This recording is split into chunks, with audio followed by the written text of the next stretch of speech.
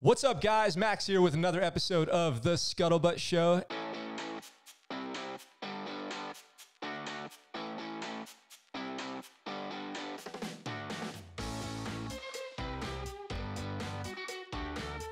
And I am extremely excited for today's very special guest. He is a musician. He is a star of the Bachelor presents Listen to Your Heart, and he is a United States Marine. I'm here with Brandon Mills. Brandon, what's up?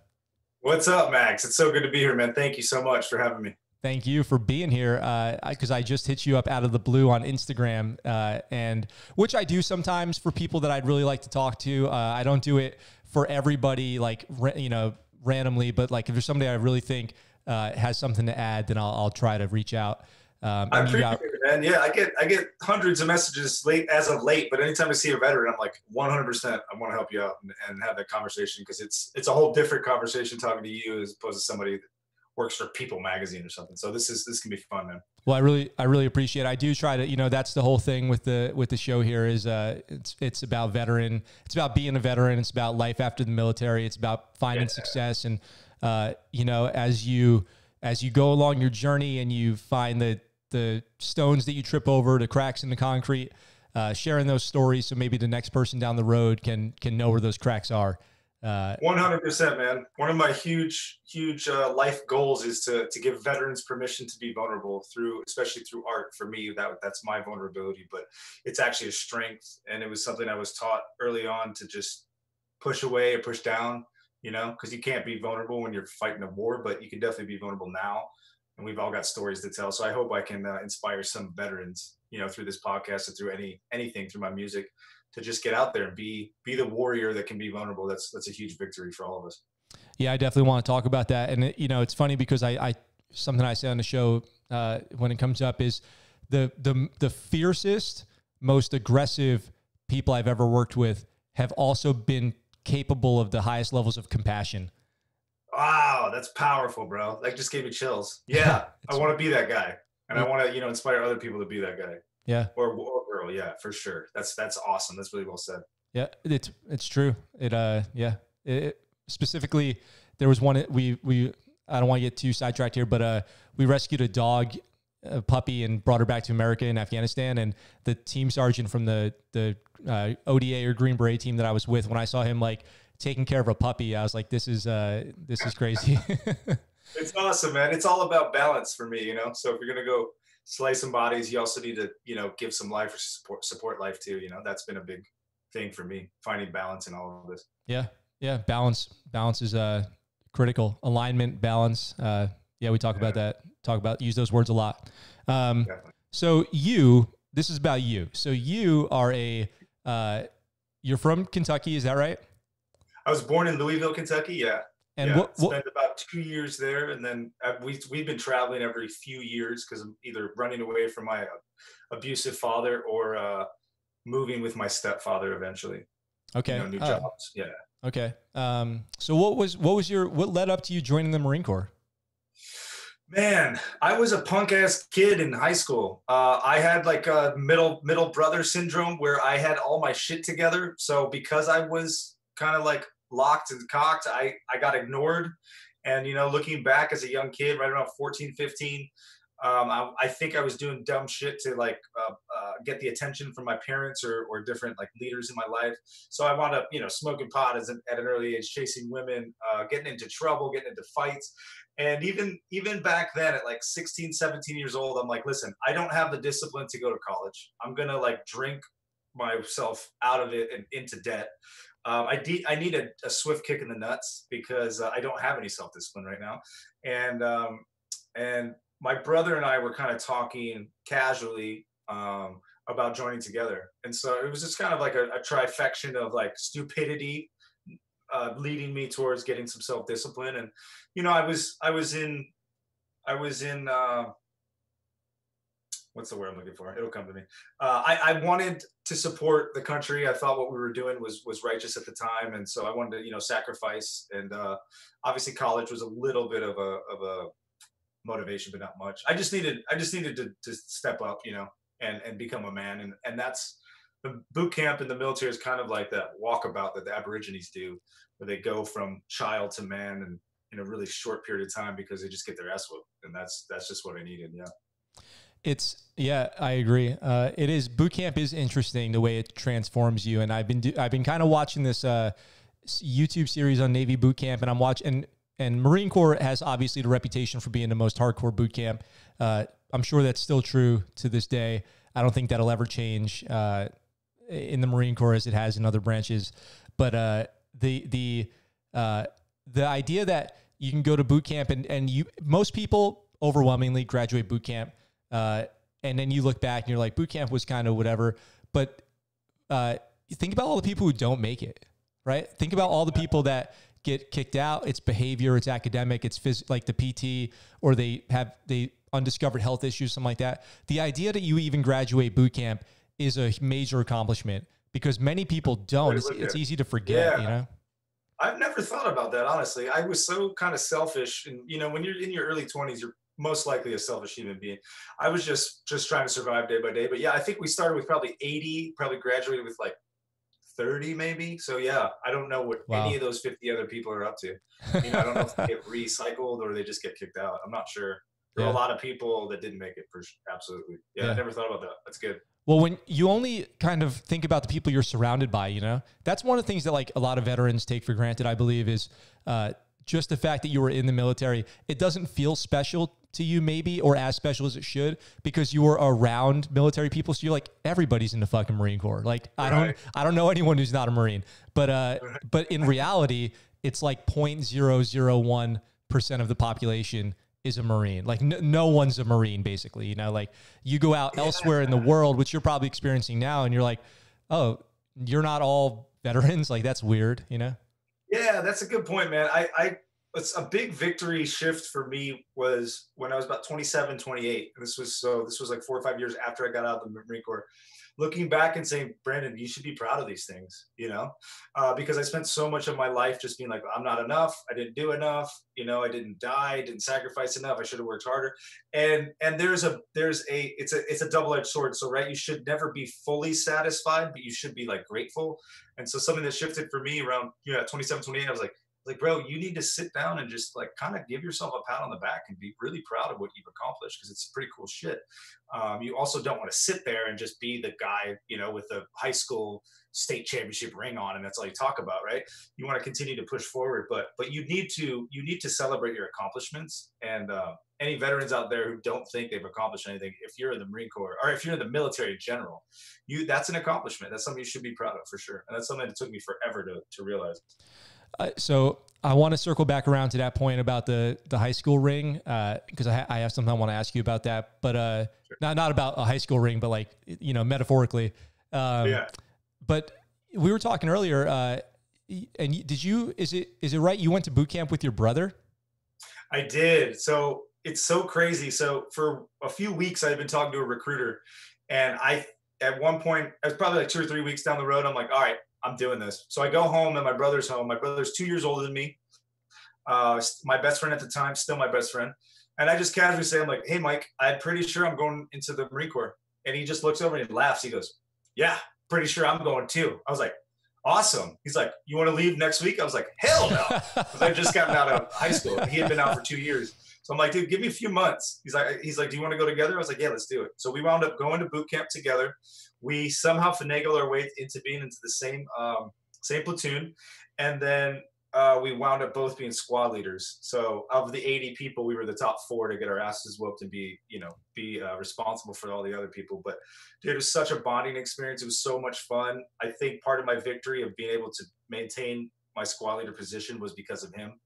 But anytime I got in trouble, he got punished. Anytime he got in trouble, I got punished. But he never got in trouble. He was like squared away, dialed in. I was the asshole, the loudmouth, the guy who was always talking too much shit. So unfortunately, my brother paid a lot for my stupidity. But we're really close friends now, and that has a lot to do with it. That's amazing. That's so cool, Very man. Cool, that is once in a lifetime, obviously. Like literally, you could never go back and do that again. And the odds of that happening are just extremely rare and difficult to pull off. The fact that you stayed together the whole time. It's incredible, man. And the craziest part is it's so chaotic in boot camp. It took them 2 weeks to figure out we were brothers. So like, even though we had the same last name, they would call out random shit and pick out random people. And then like, it was week 2 or 3 where they're like, holy shit, you guys have the same last name? Are you guys brothers? And then after that, it was over, man. Every morning we woke up, Lannums, get on the quarterdeck, and we were suffering for a while. But I think we garnered a lot of the respect from the drill instructors because of that. It was fun, man. I wouldn't replace it or take it back. That's I can only imagine what graduation day must have been like for you guys, or like at the end of the crucible, like that must have just been elation, just like the best moment of your life. It was cool, man. I think it probably meant a little more to me because I think every younger sibling is always trying to impress their older sibling, but I'm sure there was a lot of pride within my brother because again, he is a big responsibility. I've become the man I am today, and I still give him props all the time for that. But yeah, we definitely bonded deeply over that. And then, eventually 2 years later, we wind up 3 years later, we wound up meeting in Iraq. So first Recon, which I was a part of, was replacing third Recon. And so I actually got to do some left seat, right seats with my actual brother, which was just amazing. So it was like almost full circle, and he's the one who had prompted me to go to Recon. So yeah, man, I owe a lot to that, man. He's a good human being, and he's a perfect brother. That's good, man. I'm happy to hear that. That's great to have family like that. I envy it. I don't have any brothers or sisters. I don't have any family that I'm really close to. That's a beautiful thing, man. Really. That's cool. You can, well, my mom will adopt you. You can be part of my family. Okay. Thanks. You're always welcome. And so now you kind of hit on this, which is you became a Recon Marine. So for people who don't know, can you explain what the different levels of Marine are? What distinguishes you from basic Marine, Recon Marine? Yeah, so I'll just kind of give you my chronological evolution, I guess.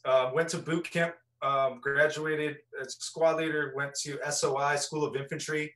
That's your run-of-the-mill 03, not to take anything away from them, but that's your 0311, your infantryman, your 0331 is machine gunner, 41 mortarman, 0351 is an assaultman, anti-tank.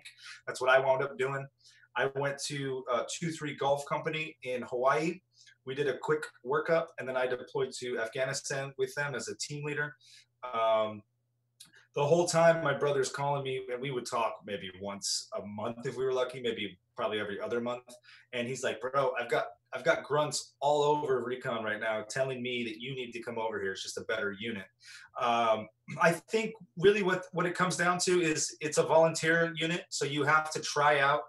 You have to pass an indoc, then you go through pre-BRC. A lot of people get dropped. A lot of people get injured. Everyone who's there wants to be there. And I'm not saying that people who join the Marine Corps don't want to be there, but there's a lot of O3s that kind of have a little hate and discontent in their heart due to poor leadership, or it didn't wind up being what they thought it was going to be. It wasn't a Hollywood movie like they had expected. So the beautiful thing is you had to want to be there. You had to earn your spot there. And even when you graduated BRC, you were still kind of a boot.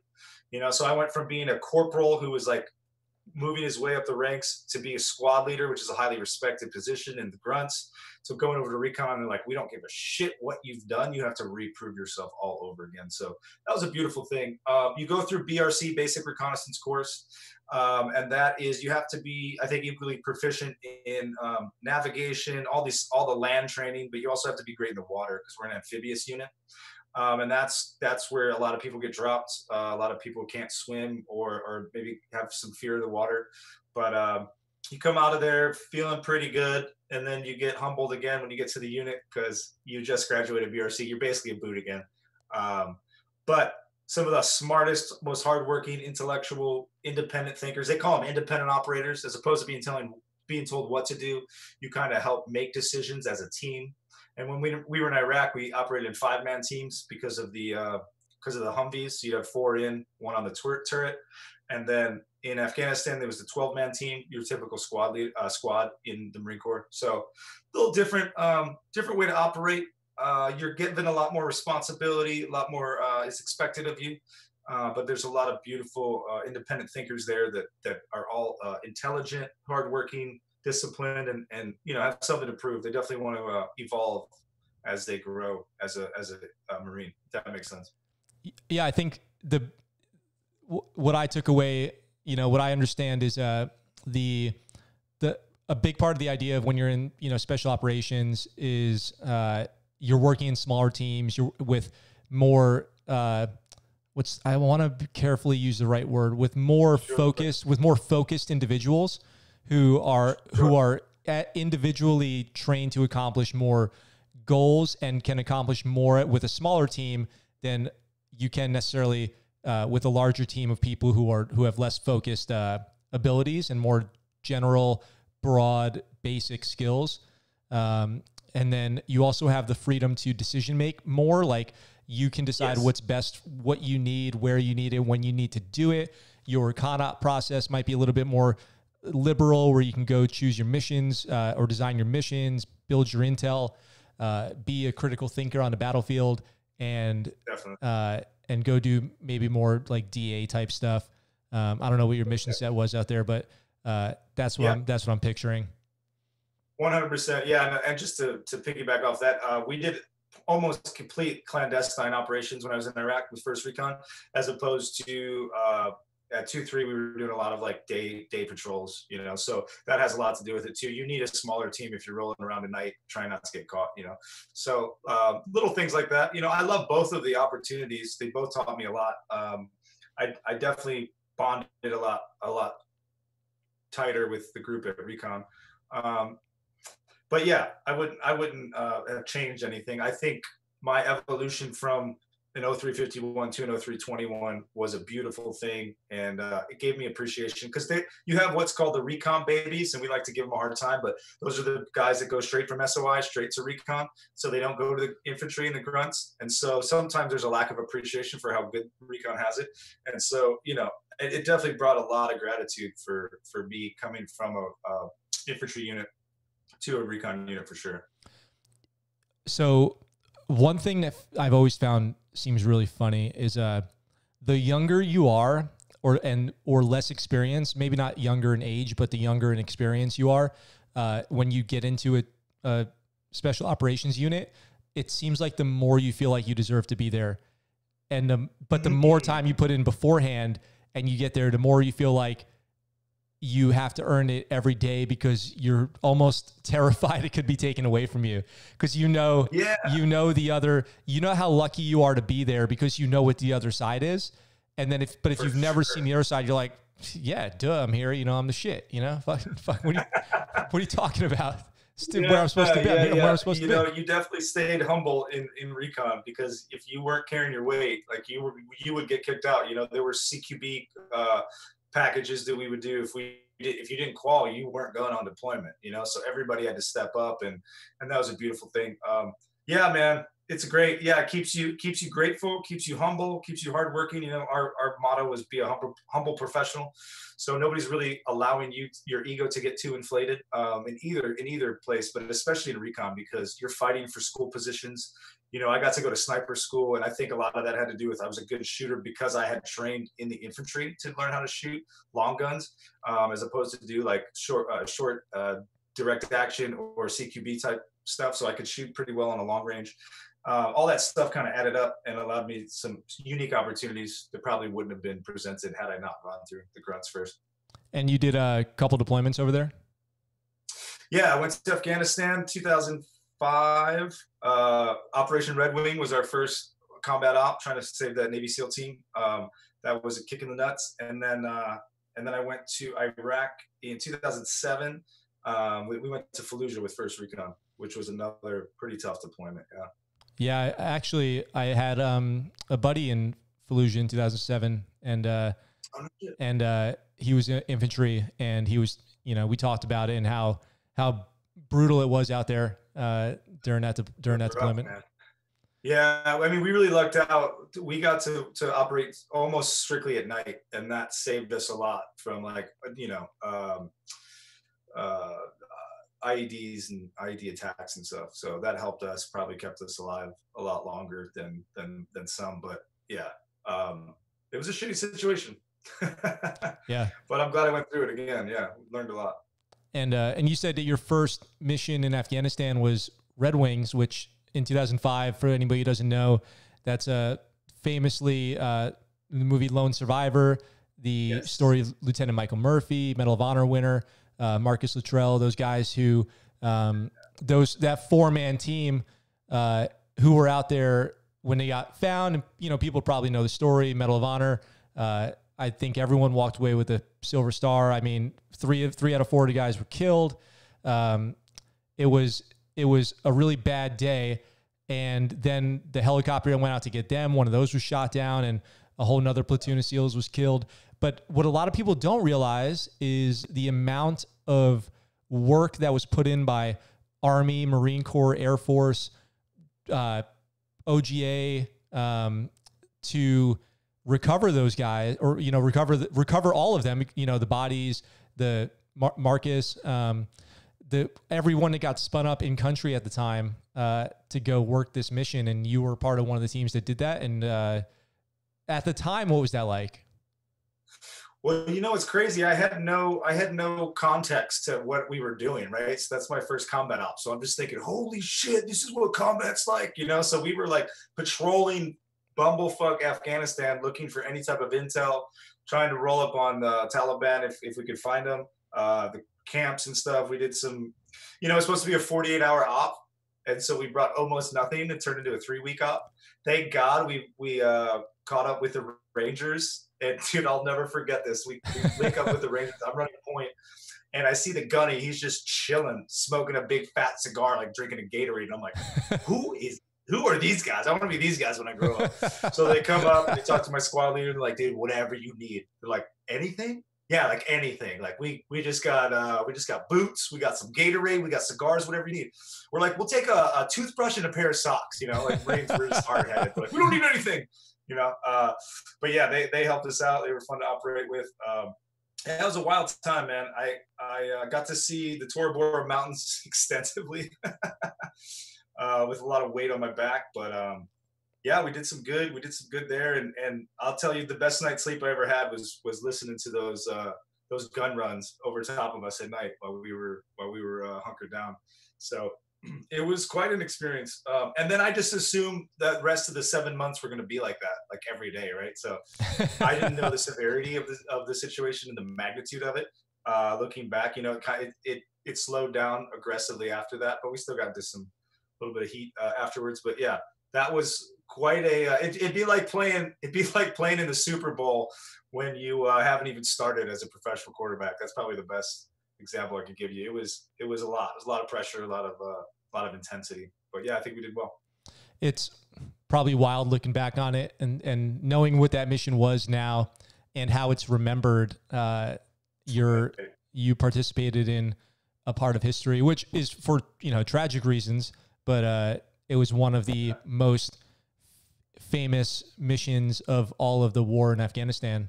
Maybe the most. Yeah, that's a good point, man. I never thought about it that way. I definitely did not know the magnitude of it when I was going through it, which is probably great. You know, you, again, staying humble and just focusing on the present moment and, you know, staying vigilant. Yeah, I had no idea, man. I never knew they were going to make a movie out of it with Mark Wahlberg. Didn't see that one coming. Yeah, well, yeah, it was, the movie was pretty good. The book it was pretty good. There's definitely some Hollywood elements, but I thought they did a great job. Like the military advisement on that was spot on. Yeah, it was. The way that they interact with each other was really good. The tactics were pretty good. It was good. It was all around good. You know, it's funny, that movie I actually saw 2 days before I deployed to Afghanistan in 2013. Wow. It had come out. My buddy in San Diego got tickets to an early screening, and it was like maybe, let's see, November 10th or 11th or something like that. And I left on deployment on like the 13th. And well, I walked out of theater like, let's just go right now. Let's get on the plane. I'm ready. And it was that was my 4th deployment at the time. So it's not like it was my first. You know, I'd been to Afghanistan before. It wasn't my first time, but it was It was like a rejuvenating kind of experience. Anytime you see a movie, even being experienced, you're like, you feel like that gets you amped up to go do work. But even though you know that that's not really how it is, overwhelmingly 99% of your time is not anything like that at all whatsoever. Right. Even close. It's a lot of hurry up and wait, but yeah, that'll get you pumped up, man. We definitely watched videos. Like we would watch Taliban recruiting videos before we went on deployment or out on patrol rather. And then we got our hands on a video of one of the Navy SEALs kind of getting dragged through the forest and like them taking out all of his equipment and like showing it. And that would get us fired up. I mean, I'm not going to call that art, but anything that stimulates you emotionally to be a better human being is an effective like piece of media, I guess is the best way to say it. And that stuff's powerful, man. And that's why I think there's a big responsibility for people who create media to create positive media, create media that shows the truth and then provokes people to want to respond to it in a positive light. So I'm glad that you're doing that kind of stuff too, man. That's huge. Well, this is the perfect segue. I'm gonna ride that wave that you just created, which is that's what you're doing now. You're a musician. You're a working musician. Yes. Let me ask you: how long have you wanted to do music? How long has that been in your heart and soul? Yeah, good question, man. I started playing the saxophone in 4th grade, and that was it. I did it because we had to play an instrument. And I thought saxophone was the sexiest. I thought, like, if I'm going to pick up a girl, it's going to be with a saxophone. Especially a band, you know? So I started playing saxophone. I just fell in love with it, man. I go to my basement for 2 hours a day after school, like a total dork, and just play my scales and learn how to play jazz and blues. And I just fell in love with it. And then I kind of fell away from it. And then I got back into it in high school, started playing bass guitar, jumped on the guitar when I was 16. And once I started singing, that was it. I was like, the voice is my primary instrument, and that's what I want to do. I want to write songs that have a powerful impact on the listener, and I want to sing, man. So yeah, I've been doing that really casually since 4th grade, a little more professionally, a little more passionately when I turned about 16 and started being able to write my own songs and sing. And then I didn't really transition to full-time professional until I was 28. So all of you guys out there that think it's too late, it's not, because I'm finding some success at it. So I went out, after I got out of the Marine Corps, traveled for 3 years. Then I took this really cushy security job in Hawaii, making 6 figures, living on the beach. I was working 30 hours a week, getting paid for 40. I was surfing every day. I was working out with my boys. And I was content, but I wasn't like fully fulfilled, you know? And I was like, dude, I can always come back to doing something like this. But if I'm the guy that I'm sitting across the table from, or these are like these 50-year-old guys who are retired, who in my opinion, I love them, but they just kind of felt like they gave up a little bit. They like took the easy road. I was like, I will feel like a failure.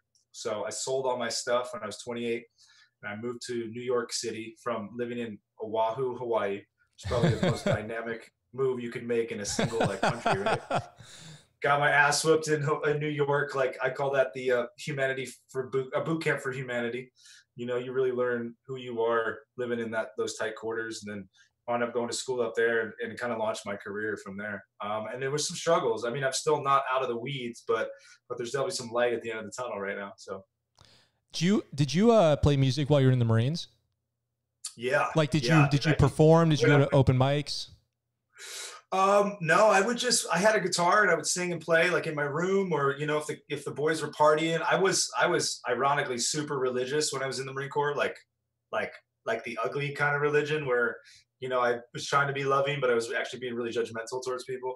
But I'd sit around and play for, you know, my drunk friends. And then when we went to Afghanistan, Iraq, I always had a guitar. I'd either sneak down to the chapel where they had like really nice instruments and like a nice little stage and stuff and play there, or I'd do it in my room. People would come over. It was always like a therapeutic thing for me, kind of helping me get my emotional like trauma out, or my inability to be, you know, vulnerable. I could always do it a lot easier with a guitar. But it's cool because some guys will hit me up and they'll be like, man, I remember those days you played guitar in the hooch, and it fucking definitely helped me move on, helped me, you know, be at peace, gave me some encouragement. So those are the stories I love to hear, man. You know, guys that, you know, decided not to kill themselves because they heard one of my songs, like that to me is like, if that's all that comes of this, that's a victory for sure. Yeah, I 100% agree. I just think there's fans who like your music, and then there's people whose lives your music has touched. or if you're if you're listening, whatever your medium is, if you're creating, if you're putting content out there, it's helping somebody. And I openly talk about mental health and voicing your problems on this show, and voicing it might feel like vulnerability or weakness sometimes, but the reality is everyone virtually is going through the same stuff, who's had the same experience as you. If you're struggling with something, it's likely someone else is too. And if no one ever talks about it, that's when people feel alone. But if you talk about it, and not in like a pity party, woe is me type sense, but just expressing honest thoughts and feelings in a productive way, then you can help a lot of people and yourself too. It's kind of free therapy. It's huge, man. And yeah, it took me a while to get to that place. And it's funny because even when I was playing songs, there were so many times I was like, oh, these guys are going to call me bitches because I'm being too vulnerable. Or I'm writing a love song about this woman, and they just want to listen to bodies hit the floor on repeat for 4 hours. So there was some vulnerability in that, and there was some doubt. And the cool part is just continually every day overcoming that. Like, no, this is a powerful thing. And then you get these little pats on the back from people that are like, man, you changed my life. You helped me navigate this situation or this feeling I was going through. So it's huge, bro. And I applaud anyone who's trying to do what they can with what they have. That's huge. There was a poem by Marianne Williamson that helped change my life. It's basically like, our greatest fear is not that we're inadequate. Our greatest fear is that we're powerful beyond measure. It's our light, not our darkness, that frightens us most, and it goes on to like saying like, once you step into your fullness of who you are, you give everybody else around you permission to do the same. And I took that to heart, and I was like, man, I'm sure there's a lot of veterans who want to be artistic who just think that it's not an option for them. So I don't necessarily know if it's an option for me, but I'm going to go fucking find out. And hopefully I can bring some people along the way, or at least inspire them to go do what they want to do. So before anything else, I just want to say that your music is awesome, and I've been listening to it. I've been jamming on it ever since I found out who you were, and then found you online. Followed up because I found you out who you are by TV, and then I followed up and found you online. And your music is awesome, wait, I just derailed my own train of thought. That's fucking bro. I appreciate it, man, so much. Oh yeah. I know what I was getting at. And your music is available, right? That's what I'm getting at. To stream, like it's on YouTube. You can stream it. Where can people buy your album? Where can people find your music? Yeah, anywhere you guys would normally stream. Spotify is a big one. Amazon Music. You got Google Play. You've got Apple Music. You can buy it on iTunes. That would be ideal if you do want to support me. That'd be awesome. Yeah, or just stream it free if you want. You can donate if you want. Whatever you guys can do and afford is fine with me, man. I got some new music coming out I'm really proud of. I got a bunch of videos on YouTube, Brandon Mills Music. Basically, type in Brandon Mills, you're going to find me anywhere on any streaming platform. Yeah, and I definitely encourage you to, because the music is awesome. Who would you say your inspirations are? Man, that's a great question. I get that a lot. I grew up listening to like 60s and 70s music, and I don't know why. It's not like my parents forced me to. It's not like the kids were doing that. I don't know why. I was always listening to like Cat Stevens and Paul Simon and Garfunkel and Jimi Hendrix and The Doors. And then I slowly evolved into like, I don't know if it's an evolution, but Jack Johnson. I listened to the Lumineers. I listened to a lot of people that can tell these really vivid stories with not a lot of production. People like Tom Petty. They say a lot without a lot of like hype musically, as far as like electronic stuff. And you can hide a lot of things in the studio. I kind of want to be moved by one instrument and one voice, ideally. I'm not limited to that, but that's what I tend to resonate with. So all those guys have had an influence on me. Definitely, one of my friends basically said I sound like a little bit of mix of between like Sublime and Jack Johnson and Tom Petty. I mean, all these are great compliments. So I would encourage everybody to go check it out. Let me know what they think I sound like, because I'd be interested. Those comparisons make sense. And I was listening to a couple of your songs, and I got like a little bit of there was one song particularly I was listening to, and I was like, do you know who OAR is? Yeah. And I was like, oh, it's kind of reminds me of OAR a little bit, kind of the way you're jamming, man, like really like full of heart and soul and jamming. And it's organic instruments and music, and the voice, your voice is great. The Jack Johnson thing really makes sense as far as the vibe of a lot of the songs, like Let's Go Get Lost, totally makes sense. For sure. Gift. And then you've got another song called Frontlines. And Frontlines is a really good song. You've got a really cool video for it on YouTube. And that's obviously, well, in your video, you say you're thinking about the founding fathers who after a war had to build a country. But I kind of interpret, and now tell me if I'm wrong, if this is too abstract, but I kind of interpreted that as like, when the war is over, everyone has rebuilding to do. For sure. In their lives. And that song was, I really like that song. Thank you, brother. Yeah, I've been working on that in the studio the past few weeks. It's going to come out like a full production. I think you probably heard the acoustic version that I did with Beyond Clothing. And that was a song I wrote just about, rebuilding and having the balls to do it, because it's easy. Neither one is easy, but I think it's easier to be the victim and to blame and to not progress and say, woe is me. And I've been there. So that's why I'm speaking from that place. I have used PTS as an excuse. I've used my combat trauma as an excuse. And now I'm like, dude, no, there's no excuse. The responsibility now is to move forward and heal, and then give everybody permission to do the same, and hopefully lead by example. And that song's all about that. Yeah, it's like, we're running towards the front lines. We're running towards a new life. It goes from what you encounter in war, and then once you're done with war, what you have to go encounter again, you have to fight a whole new battle. And it's to get back to that level of freedom that you lost when you saw like how evil humanity can be. But learning how to forgive, learning empathy, compassion, that's a whole new battle. And that's powerful, man. And I love what you said before we started the show about the hardest people you've ever met also lead with the most amount of compassion. That's huge, man. And that's something I try to live my life by. I'm still working on it. I can be super judgmental sometimes, but that's my end goal. They say the highest form of intelligence is observation without judgment. And that's where I'm trying to get to in any way I can. But yeah, that song, you hit it right on the head, man.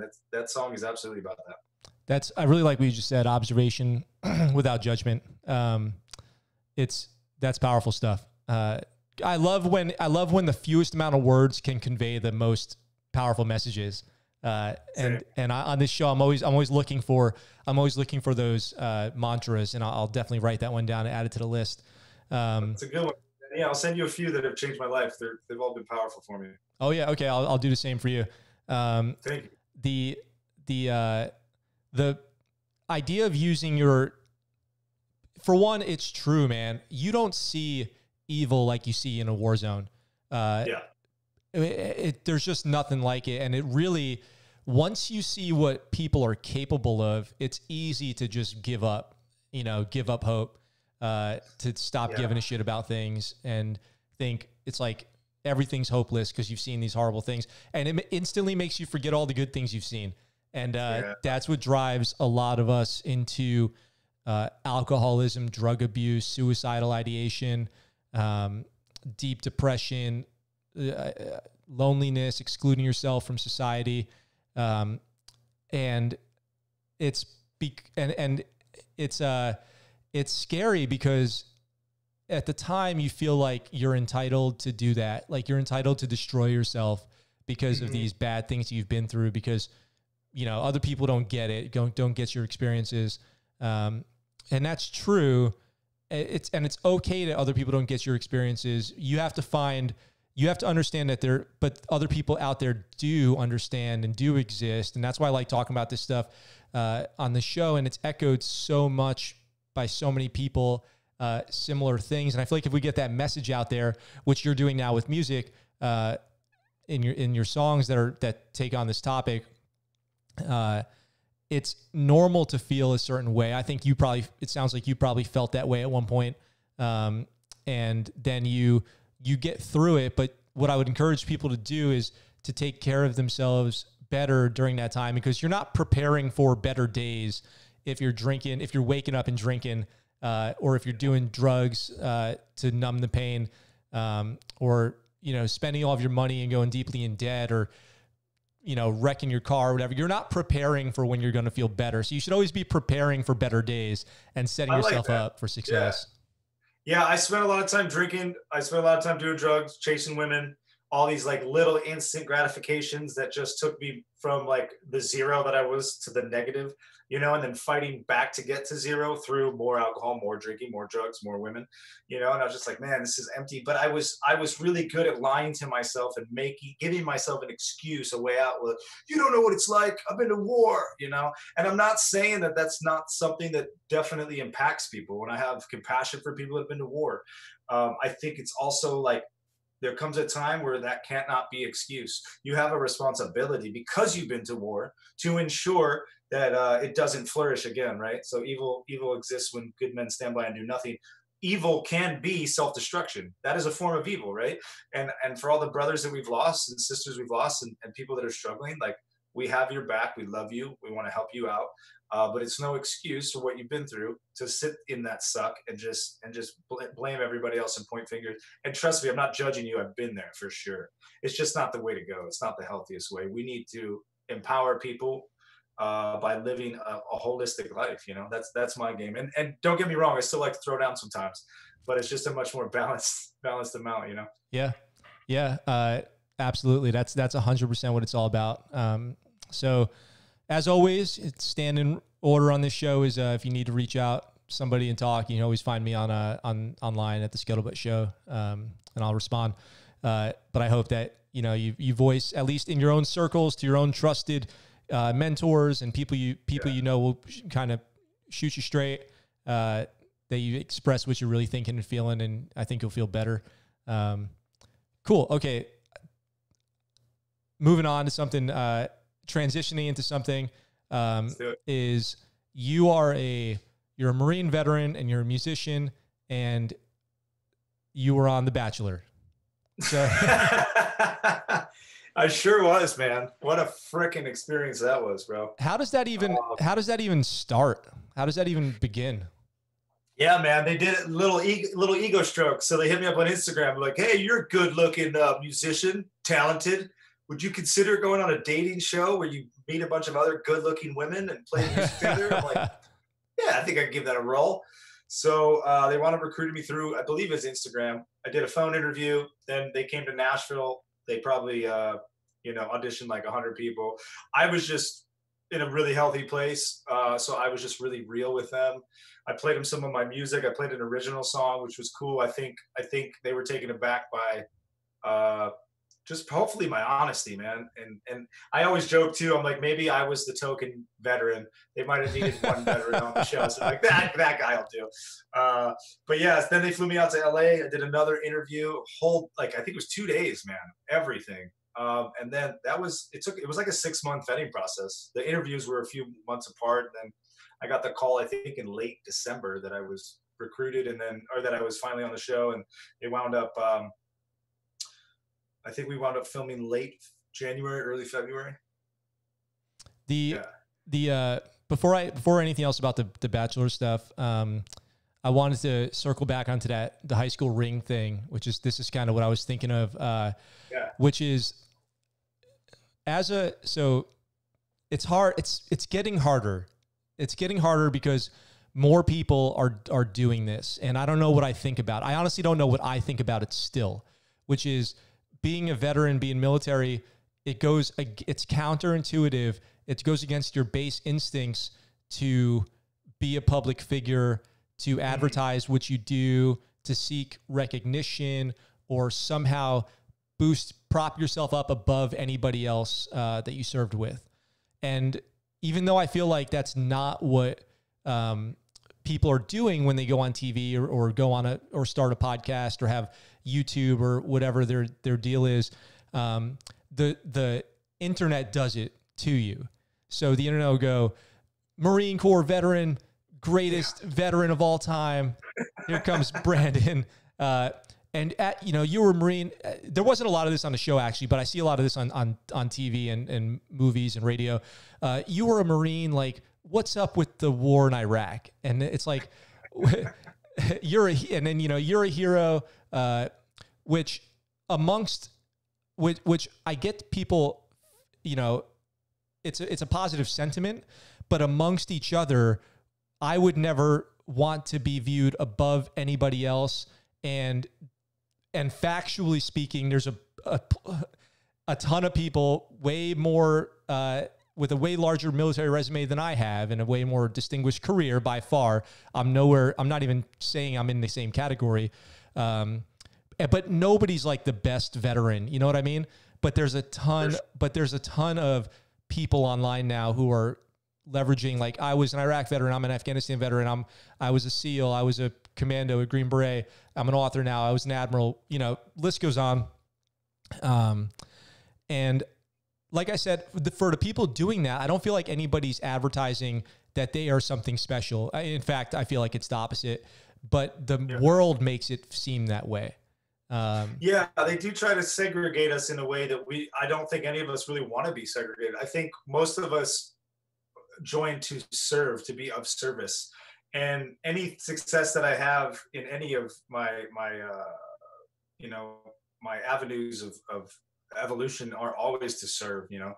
And so even being on the show, you know, it goes back to like, there's a fine line between humility and self progression and self validation. And I haven't fully figured that out yet, but if I can be an example, I've had like dozens of military dudes hit me up, be like, dude, we're rooting for you. This is awesome. You know, like we love seeing O3s on TV. We love seeing O3s, like creating a brand that's like a noble character. It's cool, you know, and it's funny I even say that because I was on the fucking Bachelor, but I knew it was going to be a stepping stone to get my message out, which is, you know, hope, healing, courage, love, forgiveness, empathy, compassion, all of these things. The Bachelor's not the best place to do it. It's the whole drama cesspool of craziness, but it was an opportunity to connect with the hundreds, thousands, tens of thousands of people I've connected with now. And, you know, I don't want to say I wasn't doing it for myself. I want to get my music out there, but my music is never about self. It's about community. It's about building the tribe. It's about resonating with people, telling stories that everybody can feel and have some type of validity towards, because of we're a lot more common than we are different. Just military, not military, but just humanity in general, right? And so, yeah, I don't know. I haven't struggled with that for a while. And a lot of that has come through just education, you know, through realizing that being proud of what you're doing and being a good example of something is something that needs to be done for yourself and for everybody else. And you could do it in a humble way, which is the right way to do it. But you can't become a lesser person. That's never going to serve anybody, especially yourself. I hope that makes sense. Yeah, that does make sense. And that's a really good way to put it too. And I do feel like that's the intent that most people have, but it's kind of like, I don't know. And now I'm switching gears because I want people to listen to this podcast because I don't want them to listen to me. I want them to listen to you, and I want them to listen to the other guests who come on and share these amazing stories, which I think are extraordinarily valuable. So I'm down with some, you know, shameless self-promotion by any means necessary at this point, because it's important, because I believe that my intrinsic motivation is good to share stories that will make you better going forward in life. I have this thing that I have been working on recently. It's doing some research online. It seems like the average universal military career is 15 years long. If you take the guys who do 20, 30, 40 years and the guys who do 4 to 8 years, kind of balances out to 15 is what I found. Okay. The average American lives to 78 years old, that's the average lifespan in the States, which means if you served 15 years in the military, and live to the average age of an American, you'll spend from the age you're 18 to the age you die, 16,436 days not in the military. So wow. What are you going to do with 16,500 days? Are you just going to be a professional veteran for the rest of your life, you know? Or how are you going to move on and take your military career, which for a lot of us will be the best, most exciting part of our lives, and turn it into a successful, happy, meaningful, fulfilling follow-on career, while still imparting all of the things that we learn, the lessons on to other people and helping them, helping people who are going through tough times and helping other veterans, because it's a community that is, it's a fraternity, or, you know, I don't want to be exclusive, you know, here, like saying fraternity, like it's all dudes, but it's a family, really, a community that's unparalleled anywhere in the world. 100%. Yeah. And I would advise people that are listening to not let that be your full identity. And that's, I think, where people get caught up. Well, I was in the Marine Corps. Well, I was in the Navy. Well, good for you, bro. But now what are you doing? What are you doing now? We were talking before we started the podcast. It's like the guys that wear the high school championship state rings. I was a state champ, but that's all they talk about. Bro, I'm proud that you were an elite athlete as a high schooler. Good for you. What are you doing now? I'm really proud that you served your country nobly as a man in their early 20s, mid 20s, late 20s, 30 years. That's beautiful. What are you doing now? If you're not growing and progressing, you're dying, you know? So I have a hard time sitting around these veteran communities that's all they talk about. And I'm not dissing going through exposure therapy and hanging out with your boys. That's super important. But there has to be a lot more that you're bringing to the table. And there's a requirement to be a noble person outside of the military, and just take that and use it as a stepping stone, as part of your identity, but not your full identity. I think that's where people get caught up. And if anybody needs help, like, hit me up. I'd love to talk to you guys, because as grateful as I am for those years, those were those years. That's in the past. I'm moving forward. I'm trying to live in the present moment and focus on the future. And I think that needs to be done. You know, if you're the 60-year-old in the VFW still telling war stories in 40 years, you know, is that who you want to be? Is that the right person to be? That's what I would just question. I would encourage you guys to continue to evolve. Never settle, you know? Yeah, that is the question. That's the question everybody should be asking themselves. And, you know, I believe if you're on the wrong path, you know it in your heart.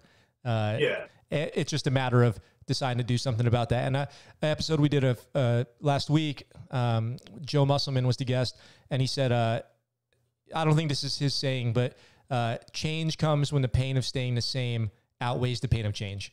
That's good, which is right on. And since then I've been applying that to every kind of situation that comes up, and I'm like, does that stand true? And it seems to check out so far in my experience. So I love that, man. Yeah. I feel so. I'll get a little spiritual on you. When I was in Hawaii, if you look on paper, I had the American dream: making 6 figures, living on the beach, single, owns 2 homes, surfs every day, goes and meets tourists every night. Like, it looked like the American dream, right? And I wasn't happy. And I asked what I would call creator, infinite intelligence, divine love, whatever you want to call it, God, don't care. But I was having a conversation with this deity, in my opinion. And I said, well, what's going on here? I'm still not fulfilled. He goes, it's because your heart is sick. And I was like, well, what the hell does that mean? And so I look up in the book of Proverbs, this guy named King Solomon. They believed him to be the wisest man in the world. He actually asked his dad. His dad said, you can have anything you want. And his dad was the richest person at the time. Solomon replied, I want wisdom, which I think is a beautiful story. Whether it's real or not doesn't matter. It's a beautiful story. So he said in Proverbs, when your hope is deferred, your heart is sick. And I felt like God was speaking to me at that point. He goes, dude, I've created you to be an artist. I've created you to be so much more than you're being. You've settled, and that's why your heart is sick. That's not why you're satisfied. And I say to anybody listening that might feel that way, you know, you got to go through the pain of change, because it is a kick in the ass, you know, but it's always going to make you a better person, you know? So I love that quote. It's like a modern day, you know, King Solomon phrase, I feel like, but it's beautiful. Yeah. Yeah. I think personally, I'll just speak personally. Clarity is all I hope to achieve. Because when, and you know, you could use wisdom as another word for that, but when you are in cloudy, foggy times in your life, you don't know, things seem difficult, decisions seem difficult, you don't know what to do, you don't know where you're going. But if you get out of that, if you get above the clouds and see this, you know, above the storm, and it's clear and you can see, everything becomes very simple. All decisions become simple. You just didn't have the lift under your wings, so to speak, to get above the storm. And then once you do, you're like, oh, I see now. It's clear. It's easy. This is easy. It's not difficult. It's very simple, and I'm very happy, and I'm not clouded. You just have to figure out how to get above the storm where you can see And all your life's decisions become really easy. And not only that, but it seems like when you look into other people's, when you look into the clouds at other people who might be in there, you're like, I see, there's a pocket over there. You can get up and you can get up here with me. There's a way out, and a lot of that just comes from being honest with yourself. It's being honest with yourself. Yeah. And I think it's fighting through the pain. And I've really, this past season of my life, I've really been approaching the pain and the fear as like the greatest teacher for me. Something as simple as I go and I cold plunge at least like 5 or 6 times a week, and I'll sit in there for 10 minutes in total agony, but I know that adrenaline's going to come. I know that dopamine is going to drop. I know all those beautiful endorphins are going to hit. And I also know it's a gut check for me to be like, where is your mind? Are you putting your mind in front of the discipline that your body wants to remove itself from? The same is true for everything. There's a lot of times, Stephen Pressfield, he wrote The War of Art, Winning Your Inner Creative Battles. He talks about resistance. The first third of the book is all about resistance. There's something in all of us innate, for whatever fucking reason, that is always battling something that we know we need to go do. Resistance wants to stop us from doing that. And so for me, wisdom and maturity is having that conversation, but having it a lot faster. When I was younger, and I still deal with it. I'm not perfect by any means. I still deal with it, but sitting on the couch and watching 3 more Netflix episodes when you're supposed to be writing a song, instead of watching that second episode, I say, no, dude, you had your fun. Go write the fucking song.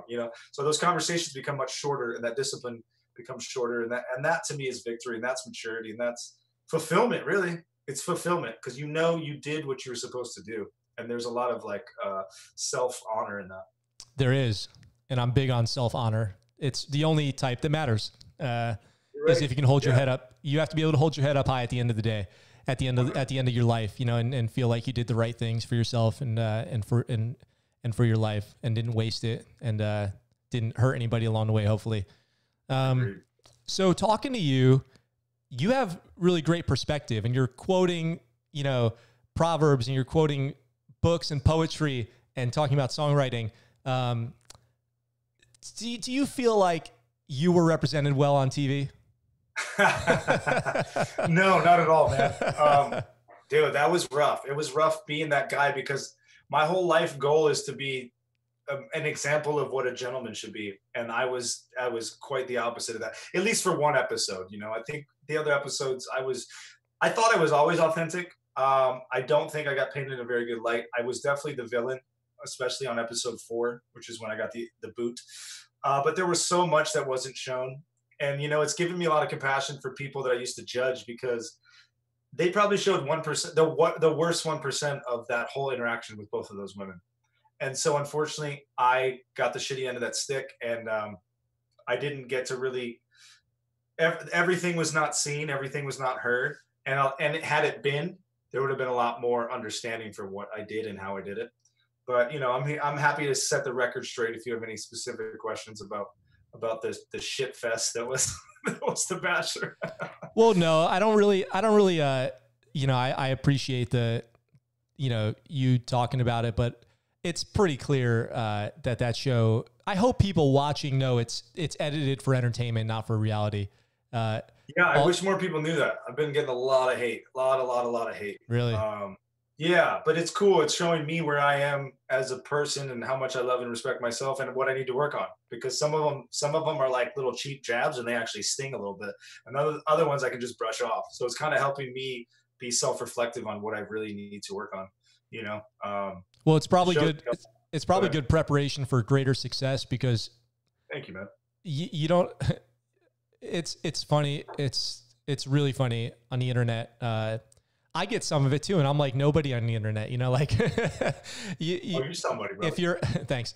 If you put out things into the world now in 2020, there will be people who find you just to be negative.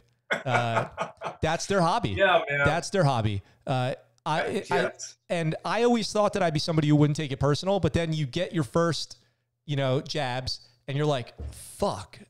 Why does that bother me? Like, why am I letting that bother me? Like, why I don't know the answer. It feels like it shouldn't, for sure. But yet here I am, and I'm like, that stings, like you were saying. And I think time will heal, will make that easier to deal with. But I already know that it doesn't mean anything, but it makes sense why larger people with larger audiences and greater outreach would become so jaded to things like that, because it's pretty brutal. It's pretty rough, man. There's a lot of evil, and I think 98% of that is all in internal conflict that they manifest and shit on somebody else's life who's actually doing something and growing and evolving and trying to help. So I will always say, I always think if you're doing something right, you're going to have haters. That's just part of the equation. There's no way around it. There's not a single person I've ever met who's done something significant or is working on something significant that isn't dealing with their haters. So I almost celebrate it. Also, for me, like, my response has been, if it stings, either one, there's an insecurity in me that I need to address, or two, there's some truth in it, and that's why it hurts, and I need to address that too. So either way, I kind of take it all in stride and be like, all right, this is not who I am, but this might be something I need to work on. But it's also, it's got to be balanced too, because if all you're reading is negativity, you're gonna start believing the bullshit, right? So I haven't figured it all out. I mean, Joe Rogan has been a huge influence on my life, and he always says, dude, just don't even read the comments. I don't even scroll down. I was like, I don't want to deal with it. I'm here doing my thing, and I think he's a great human being, and you got to be really careful about how well you get caught up. I've been very persistent about responding to people if they come at me with, like, maybe some correction that seems a little bit loving or a little kind. I will spend time responding to them, as long as it's not just hate, because I want to have that conversation. I want to let them know whatever perception you have of me is completely incorrect, and I'm willing to have this conversation to help you understand who I am and where I'm coming from. And if it's shocking how many people I've responded to that have taken it to heart, and then we've had a really cool, open and honest conversation. So I don't know how many people have time to do that. I'm an unemployed musician right now, so I got some time to connect with these people. But it's nice to show up and be available and take responsibility where you need to, and just brush off everything else. I think that makes sense, because if it was something that the internalized conflict coming outwards makes sense, because if it wasn't something like that, it would be constructive instead of destructive. And I think that's what you got. That's the first thing you have to identify. Is this being presented as constructive feedback or destructive feedback? And if it's destructive, it's probably not really towards you, because only people who have personal kind of problems express those kinds of thoughts. It's like bursts. It's like bursts of outrage. And meanwhile, people who are more thoughtful and maybe see something there that was actually not good, which I'm willing to accept, and I'm certain there are things that I do that are not good. If there's some kind of constructive feedback, I'll look at that and say, does what they're saying apply? Not, is it legitimate? I'll assume it's legitimate, but does it apply to me? Because people actually, I get hit up kind of often about starting podcasts. I think a lot of people are doing that now. And I say, you should do it, because it's awesome. It's really, it's like meditation, doing this. And it's like mindfulness, to have these conversations. And I say, they ask me, like, well, how do you know what to say, or how do you know how to talk? And I'm like, there is no way.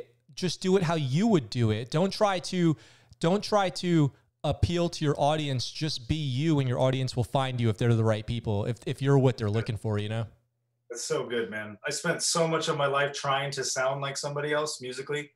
And the moment I had any victory, it was like I was just sounding like Brandon. Authenticity always wins, man. Yep. And listen, you're not going to resonate with everybody. You're going to piss some people off, and you're going to get criticized by some people, and that's okay. It's just part of the holistic, the wholeness of life. It's balance and chaos, right? Yep, it is. It's finding balance in chaos, which is what you learn in the military. For sure. That's what boot camp is. It's like, no one cares if you can fold your fucking clothes, dude. It's can you handle being told and having to uphold a standard of folding your clothes a certain way while the world is ending around you, That's the lesson. That's good, man. That's good. So you do The Bachelor. It's on TV now. You're back in Nashville. How has that impacted your life? It's been great, man. I've gained a bunch of new fans. I think I have my platforms increased a little bit. I get to meet people like you. You know, I don't think we'd have this conversation if this TV show didn't happen. You know, so I've been connecting with some really cool human beings. I'm learning a lot. I'm writing and recording with better musicians. It's funny, dude. I've reached out to a bunch of musicians who didn't have time for me, and then I get a little bit of national attention for a really short period of time, and they're like, yeah, we will hang with you, you know. So it's interesting, and I try to not to judge them because, you know, I don't know if I'd hang out with somebody who had a really terrible voice or something. I might tell them to go take voice lessons, but I don't know if I'm going to spend time doing it. So that's something I'm learning how to navigate to. It's been good, and you know, the biggest takeaway for all of this for me is like there were 23 people on the show. I'm probably friends with about 20 of them, and they're all super talented, badass human beings that are good looking, that are like well spoken, that have just become friends really quick. And I've had a tough time my whole life after the military of kind of judging people who haven't served, because it's a different weird dynamic when you get around civilians, especially artistic civilians sometimes. But these guys became instant friends, and I think when you go through trauma like boot camp or a reality TV show, you kind of that bond that's pretty tight pretty quick. So I'm grateful for all that, man. Everything's going well. I definitely feel like it's definitely pushing this train forward of me being able to be a highly successful recording and touring artist, because that's really my goal. And are you doing this like the Nashville circuit? Are you performing nightly at bars? Are you doing what are you doing? No, I mean, well, obviously Nashville shut down for Corona. Oh yeah, of course. Yeah. You're all good though. I came here and I had a job doing private security for like high-end clientele when I was here. So I would go and work for 2 weeks, and by the time I came back, I was exhausted. That would take a few days to recover. So I haven't gotten out as much in Nashville as I'd like to, but I'm starting to get some people interested in writing. I'm doing a lot of production and recording with some really talented people here. People from like Berkeley and people that are, you know, Grammy nominated guys. So because Nashville is so music city center, the talent here is endless. So I'm rubbing shoulders with the right people. Yeah. But I'm looking forward to Corona ending and getting out there and doing more of what you were talking about, doing some writing rounds or singer-songwriter rounds, and just starting to write with more influential writers. Yeah. And you're educated on audio engineering and music production. So that makes sense for a good space for you to be in right now. Because that's probably something you can do. You don't have to wait until things open back up to work on music remotely with people. You know, if they give you a Pro Tools file or whatever you're using, Logic, then you can pop that in and start working on it and record out of your house. And that's getting easier than ever before. I've talked to other musicians who record exclusively out of their house on their computer at home. They sing there, they record their instruments. I just saw the company Zoom. This is totally unrelated, but maybe you would like to know this, or somebody listening. NAB, which is a big tech, like film and audio tech expo that goes on every year, is going on right now. And this company Zoom just announced this digital guitar pedal that has basically unlimited effects, 12 channels. And instead of piecing together a bunch of different effects and, you know, buying pedals and building a board, you've got this one kind of ultimate tool that that's awesome. Can I'm be gonna write used. that down. Yeah. You said it's by the company Zoom? Yep, ZOOM, and just look up guitar pedal. It's like brand new. I only just saw a notification on it right as we were getting ready to start this episode. Dude, I love that. I'm such a dork. I love to dork out about that kind of stuff. Yeah. So cool. that might be cool for you to check out, or anybody who's doing home recording music. Which, you know, if that's another thing too, is if you, let's say you're a veteran musician and they're out there, there is a community of creative people, artists, comedians, musicians, actors in the military. You don't wait for somebody to do it for you. Just start. Even if it sucks, just start. That's the number one thing, is you have to start, or else you'll never go anywhere. Conditions 100%. Are never going to be perfect. 100%. Yeah. I've never published a song that I was like, yep, that's done. It just doesn't exist, man. But you just got to give it away and then move on, you know? Yep. And just shout out to any military or veterans that want to songwrite or want to know more about the songwriting process or how to record, hit me up on Brandon Mills Music on Instagram or Facebook. And I'd love to talk to you guys, man. I'd love to help out. Adam Driver runs Arts in the Armed Forces, where he gets these like A-list celebrities to do like readings, script readings for these movies and plays. And I've been to a few of them. They're so powerful. My goal, you know, like 10-year goal is to set up something like that for the music side of things. So he does more film and TV. I'd love to do music with that. I love that, because one thing I do here on the show is I ask people what one of their 5 year, where are you going to be in 5 years, 10 years? And I still have that question for you, you know, but you said one of your goals is to start that for music. I think that's fucking awesome, dude. Anything I can do to help with that, I'm in, because I've played music before and I know how powerful it is and how fun it is and how, it's just the best. It's just the best. Performing music is just the best thing in the world. It is. And, you know, speaking of that, your music is now streaming online, and you have some singles out. Let's Go Get Lost is probably, it pops up in case you don't know, it pops up #1 when you're YouTube searched, is that video. And that's that one's been kind of playing in the background a lot on your playlist while I've been doing stuff around the house, because I really dig it. Thank you. And do you have any new music coming out? Yeah, so there's a single called Glistening that I wrote after the Marine Corps when I was living in Bethlehem. I was working for the Palestinian refugee camps, just trying to figure out, you know, what I was going to do with my life. And I wound up writing that in Bethlehem. It's a song about falling in love. And I was celibate at the time, and I, you know, wasn't pursuing women, but it was the idea of like a perfect relationship and what that would look like. So that'll be available May 29th on all the streaming platforms. But you can go pre-save it now. Yeah, it'd be a huge help if you guys like follow me on Spotify, Instagram, YouTube. That way I can let you guys know when new stuff's coming out, because we got a bunch of cool stuff in the lineup. And like I'm sitting on a bunch of singles because we're doing this strategically time-wise, but I just want to release all of them because I'm finally proud of a lot of these songs. And I think they're going to hit home and resonate with like my new fans. Bachelor Nation is a really unique demographic, but I think it's going to resonate with them, and I'm looking forward to sharing it with the world. Is that like I have two questions about kind of networking. One is there like a Bachelor group that you're a part of now that has all the people who are like contestants, or is that top secret?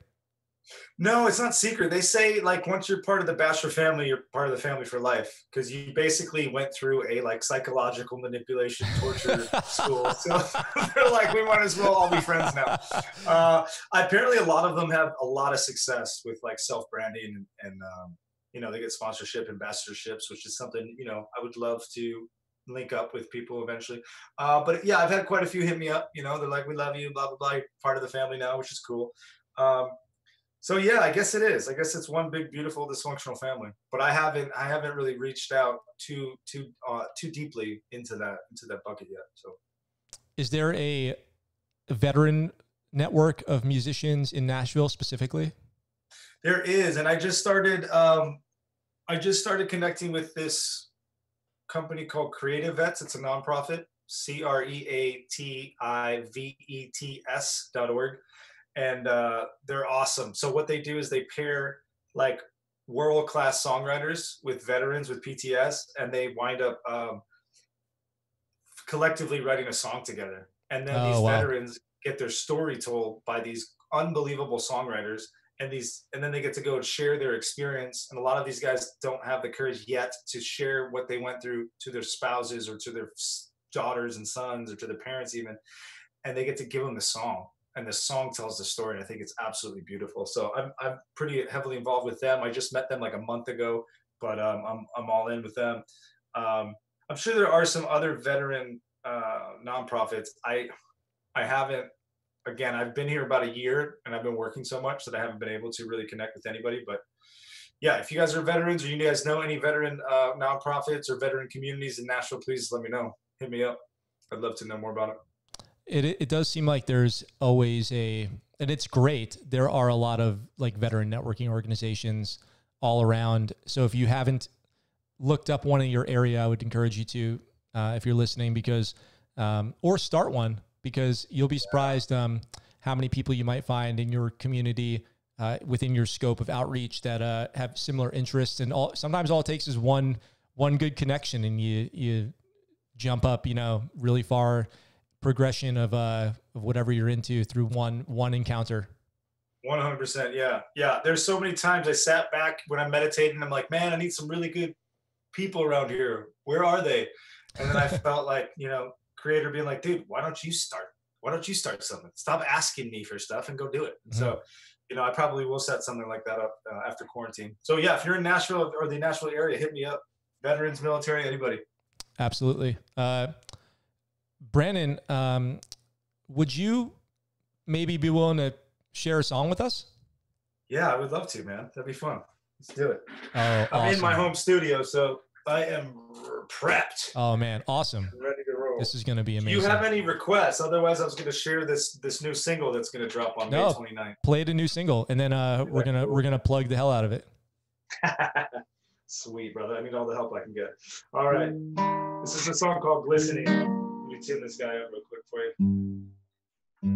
Yeah, so again, I wrote this when I was living in Bethlehem, which is modern-day Palestine. And I was working with the Palestinian refugee camps. I had just gotten back from Iraq. I was traveling, working for nonprofits. And this song literally just spilled out in a matter of minutes. And it's been a crowd favorite ever since. So I'm really excited to release it now. Yeah, here we go.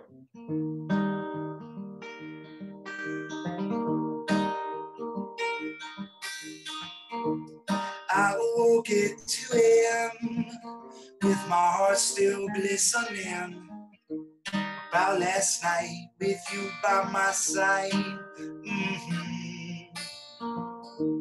Starlight and street lamps, we walk slowly, hand in hand. Gentle romance, the best of friends. Fade back to sleep with me. Dream a while as I sing about what life has in store. Speak to me, my sweet one. Tell me exactly what you're thinking of. You always see me for who I am. Who am I? Oh my, who am I? Oh my, who am I?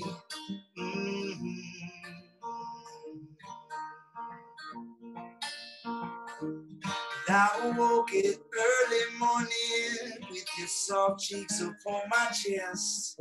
I feel more in love with every breath.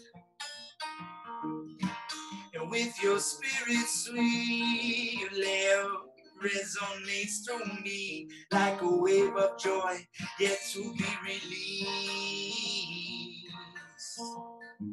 Fade back to sleep with me. Dream a while as I sing about what life has in store. Speak to me, my sweet one. Tell me exactly what you're thinking of. You always see me for who I am. Who am I? Oh my, who am I? Oh my, am I?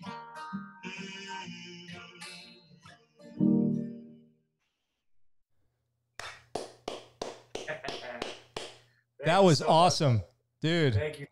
You have such an incredible voice and a sound. I appreciate that so much, bro. Such an identifiable sound, and that was just amazing. Thank you for doing that. That means so much to me that you would share that with us. My pleasure.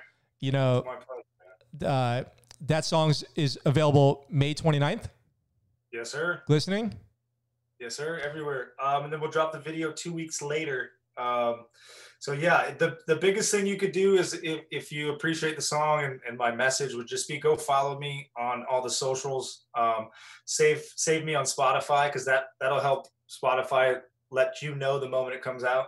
And then jump on brandonmillsmusic.com, sign up for my email because I have constant stuff coming out. And I want to do a special thing for the people that are on my email list, like little video logs and just share like the behind the scenes of how the story was created, what it's about. You know, I just want to do that for the people that are like the real fans, you know, those are who have a vested interest in my life. I want to create a tribe. I don't want this just to be about me. I want this to be a community of like people that are evolving and sharing life and sharing their stories and you know, giving people permission to go and dream big and go do all this together. I want to support everybody I can as well. So you've got a great message. Yeah, guys, thanks. Everyone listening, Brandon Mills music, you got to go check it out. You know, I'm serious. I really appreciate you sharing that so much because, and the reason it's such a big deal to me is, you know, you're a musician professionally.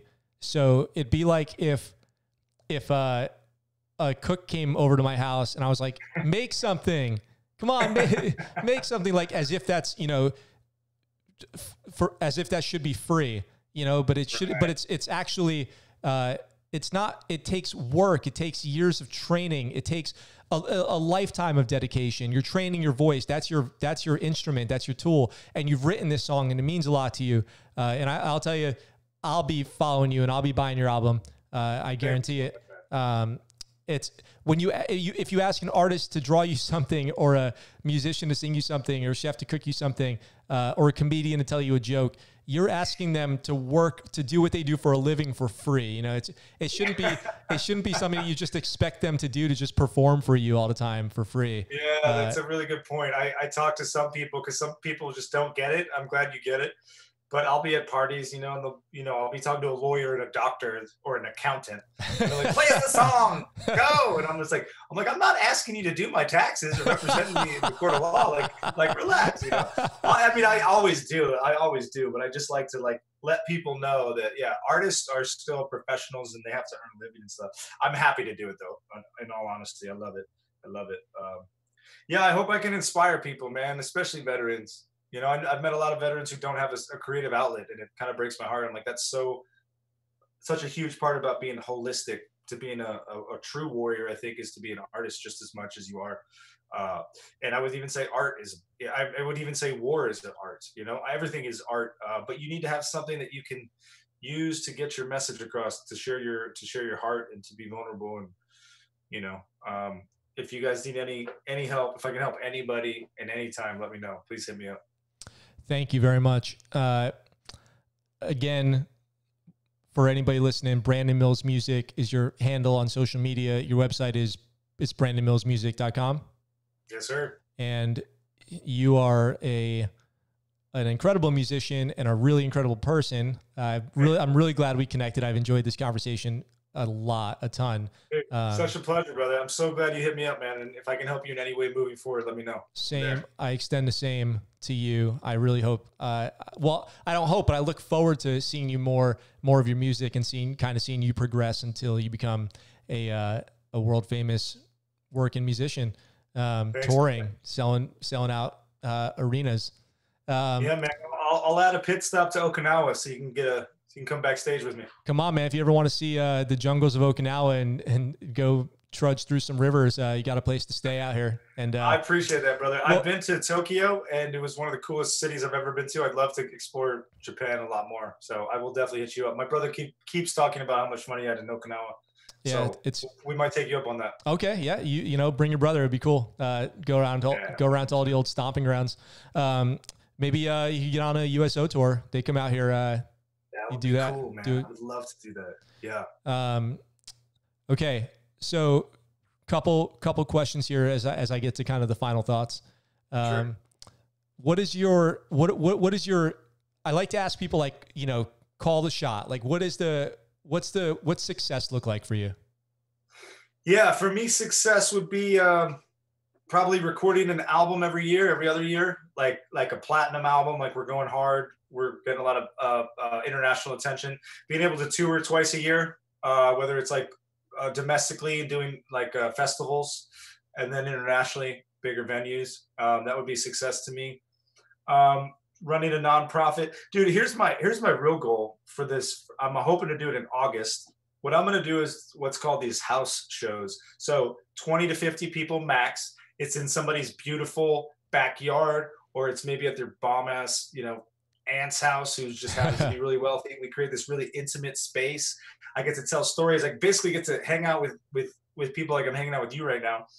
And then we get to raise money, obviously, to keep the band moving through the country. But then the very next day, I encourage and I invite everybody to come with me, and I pick a local nonprofit and I go and serve with them. And so it's not only receiving and giving art, but it's also giving my time and my energy and really hanging out with the grassroots people of the community. So that's short-term goal. That's short-term success. If I can set that up, which I will, maybe like a 30 city tour, you know, I'm shooting for August. And then, you know, 3, 4, 5 years down the road would be what I talked about previously. Just, you know, being able to tour. I don't know if I necessarily need to be Ed Sheeran. I don't even know if I'd enjoy that life, but to be able to play bigger shows, 1,000 capacity rooms would be a total victory for me. So that's the goal. Well, that is awesome, and we'll follow you and help you any way we can achieve that journey. We've got a bunch of people we're following. I need to compile all these goals that we have and kind of start checking them off as people hit them. But when things are back, you know, rolling normally and you're touring, I'd love to share the dates and locations as soon as those are available. Man, yeah. I would love to jump back on in a few months and keep talking to you, man. It's been super enjoyable, man. I appreciate everything you're doing. Absolutely. And the biggest question of all, the only one that matters, are you happy? I'm super happy, man. Good. Very, very, very happy. Yeah. Good. Discipline equals freedom. And I feel like I've become a disciplined person in the areas that I love. And I'm leaning more towards love. I think at the end of the day, everything comes down to like learning how to love better yourself and the rest of humanity. And that's full fulfillment for me. And I'm definitely on that path. So awesome. I'm grateful. Awesome, yeah. Brandon. Thank you very much. Thank you, brother. It's been an honor and a pleasure. And we will definitely have you back on the show. If that's up to you, because I would love to have you back on. So if you have the time and the bandwidth for it, when things get streaming again, we'll definitely have you back on. I'd love to, brother. Let's keep in touch, man. I'm here for anything. And awesome. I appreciate everybody who's listening. If you guys want to, you know, get a hold of me, please hit me up. I'd love to talk to you guys. And if I can encourage you or help you along anything, I'm here. Awesome. Brandon Mills Music. Brandon Mills, the man, the Marine, the television star, musician. Again, thank you very much. And we will talk to you soon. Thank you, Max. I really appreciate it, brother.